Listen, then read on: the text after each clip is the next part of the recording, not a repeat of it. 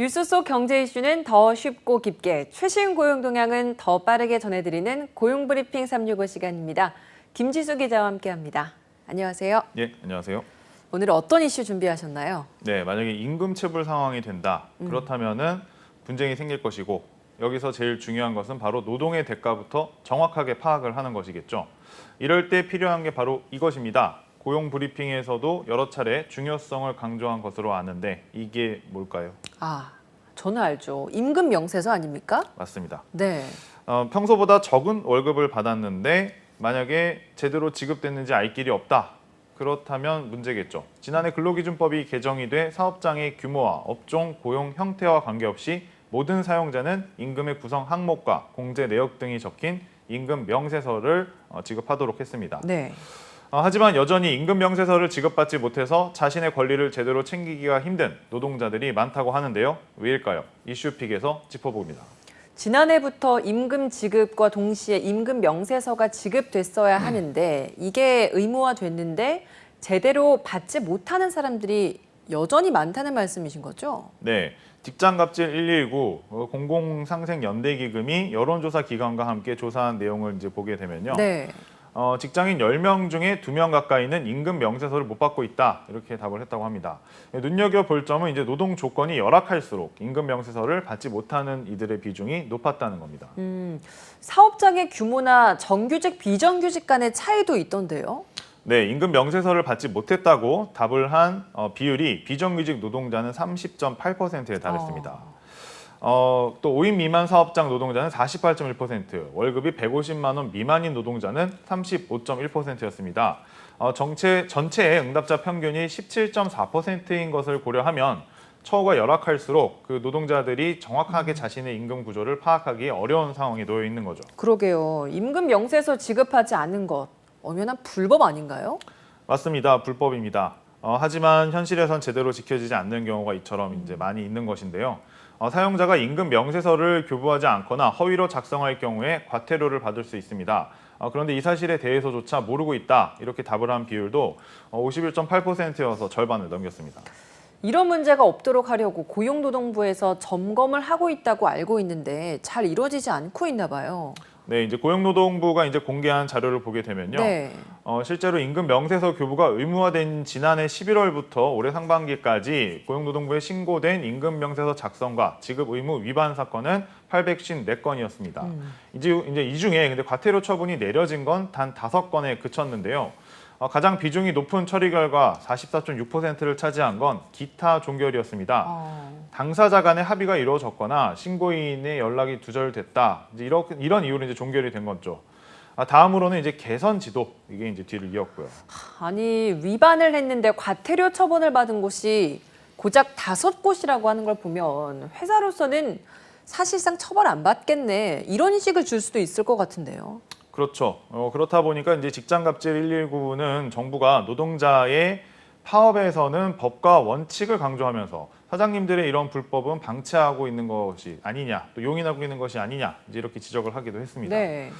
법을 어긴 사용자에게 이제 솜방망이 처벌조차도 하지 않고 타이르기만 한다. 이게 과연 의미가 있을까요? 그런데 더 큰 문제는 임금 명세서뿐 아니라 근로계약서조차 받지 못한 경우가 또 10명 중에 2명꼴이라고 합니다. 근로계약서는 정말 기본 중에 기본이잖아요. 근데 그렇죠. 이것도 지켜지지 않는다는 건 문제가 더 심각한 거네요. 맞습니다. 근로계약서 굉장히 중요한데 받지 못한 경우가 이제 전체 응답자의 22.6%나 된 거죠. 역시 일자리가 불안정할수록 사업장 규모가 작을수록 급여 수준이 낮을수록 그 비율이 더 높은 것으로 나타났습니다. 네, 임금 명세서와 마찬가지로 노동자에게 근로계약서를 교부하지 않으면 법정 제재 충분히 가해질 수 있는 거 아닙니까? 맞습니다. 노동자에게 만약에 근로계약서를 교부하지 않으면 최대 500만 원까지 이제 벌금을 부과할 수 있는데요. 네. 고용노동부의 이제 근로계약서 위반 사건 처리 현황을 보면 임금 명세서처럼 제대로 처리된 경우가 찾기 좀 어렵다 이렇게 보여집니다. 지난 2019년부터 올해 상반기까지 근로계약서 미교부로 신고된 사안 중에 34.4%만 일단 재판에 넘겨졌고요. 아까 말씀드린 그 기타 종결이 역시 51.9%로 가장 많았습니다. 네, 이 임금 명세서도 그렇고 근로계약서도 그렇고 지급이 잘 된다면 사실 크게 문제가 되지 않는 것들인데 나중에 임금 체불 같은 불이익이 생겼을 때 꼭 필요한 것들이잖아요. 맞습니다. 네, 이런 것들 그럼 어떻게 좀 개선이 이루어져야 될까요? 네. 이제 직장갑질 119에서 그 실제로 상담을 이제 해보면 네. 노동자가 본인 임금 항목 산정 근거 추이를 모르고 있는 경우가 많았다고 합니다. 그래서 임금 체불 분쟁을 할 때 이제 더 불리해지는 것이죠. 그래서 임금 명세서가 생긴 만큼 늦게라도 실질적으로 지급이 되도록 관리 감독이 필요하다. 이제 이런 지적이죠. 고용노동부도 임금 명세서 만들기 프로그램을 무상 보급을 하는 한편 현장에 정착을 하기 위한 홍보도 지속적으로 이제 하고는 있습니다. 네. 아는 만큼 권리도 챙길 수 있는 건데 조사를 해봤더니 임금 명세서를 제대로 알지 못하는 경우들도 많이 있더라고요. 한 번 더 좀 챙겨봐야 하지 않을까 싶네요. 네, 맞습니다. 이제 임금 명세서는 어떤 사업장의 규모나 업종, 고용 형태와는 관계가 없습니다. 일하는 사람이라면 누구나 다 받을 수 있는 것이죠. 임금 명세서에 포함되어야 하는 필수적인 내용도 중요한데요. 누구인지 확인할 수 있는 기본적인 항목은 물론이고 기본급과 수당, 상여금, 성과금 등 내 월급이 어떤 항목들에 의해서 지급된 것인지 한눈에 알아볼 수 있어야 합니다. 만약에 임금의 일부를 공제한 경우에 공제 항목별 금액과 총액 등 공제 내역도 반드시 담겨야 하고요. 그리고 이런 임금 명세서를 받지 못했다면 고용노동부로 신고할 수 있는데 국번 없이 1350 전화하시면 됩니다. 네, 1350 꼭 기억해 두시면 좋을 것 같습니다. 한컷 이슈 짚어보죠. 오늘 한컷 이슈는 어떤 소식인가요? 코로나19가 다시 이제 재유행, 사실상 재유행을 하고 있죠. 그래서 직장인들 사이에서 다시 또 이제 재택근무 도입 여부가 또 한 번 또 이렇게 관심사로 올라오고 있습니다. 네. 일부 IT 기업과 이제 대기업에 이어 공공기관에서도 근로 환경에 변화를 주고 있습니다.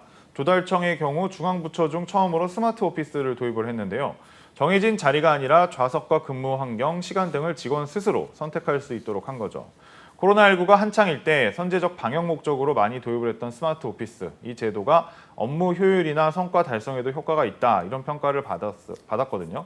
다시 도입을 하는 곳이 이제 늘어나고 있는 겁니다. 네, 공공기관에서도 이런 업무 환경 변화가 시작될 정도면 일반 기업에서는 사실 이 필수적인 상황이 거의 된 거라고 봐도 무방할 것 같아요. 실제로 회사를 선택할 때 이런 스마트 오피스나 재택근무가 있는 곳인지를 보는 경우들도 꽤 많이 늘었잖아요. 네, 이제 실제 어떤 설문조사 결과를 보게 되면요. 코로나 이후에는 이직이나 입사한 사람들의 절반 이상은 재택근무나 스마트 오피스 같은 그런 근무 여부가 회사 결정에 영향을 미쳤다, 이제 이렇게 답을 하는데요. 재택근무 경험자의 약 60%가 재택근무가 경직된 사무실 환경보다 협업과 소통이 오히려 더 잘 됐다, 이렇게 응답을 했습니다. 그러니까 근무 환경에 대한 인식 자체가 달라진 것이죠. 특히 중소규모의 플랫폼 회사나 원격 업무가 가능한 업체를 중심으로는 근무 트렌드가 굉장히 빠르게 변화하고 있습니다. 네, 임금 명세서와 근로계약서 교부는 노동자의 정당한 기본권입니다. 그런데 여전히 기본권조차 지켜지지 못하는 게 현실인데요. 개선책은 물론이고 사각지대가 발생하지 않도록 꼼꼼한 관리 감독이 뒤따라야 할 것 같습니다. 오늘 김지수 기자와 함께했습니다. 고맙습니다. 네, 감사합니다.